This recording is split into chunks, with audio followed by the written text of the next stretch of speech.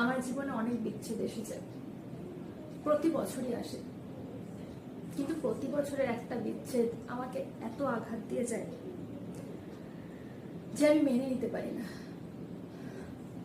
জানি এটা আমার সর্বসমক্ষে বলা উচিত নয়, কিন্তু আমার মনে হলো এটা আমার শেয়ার করা উচিত। কারণ আমার সুখে দুঃখে যখন আপনারা এখন সাথী, আমার নিশ্চয়ই আপনাদেরকে বলা উচিত। যতবার ভাবি যে বিচ্ছেদটা যেন না আসে, তাও আসবেই আসবে। আমি জানি না আমার কি দোষ। আমি বারবার বলি তুমি চলে যেও না, তুমি চলে যেও না, তুমি ছাড়া আমি বাঁচতে পারি না, প্লিজ যেও না, প্লিজ। এই তোমাকে কেচে এখন আমাকে তুলে দিতে হবে, প্লিজ যেও না, প্লিজ। না না না, যেও না।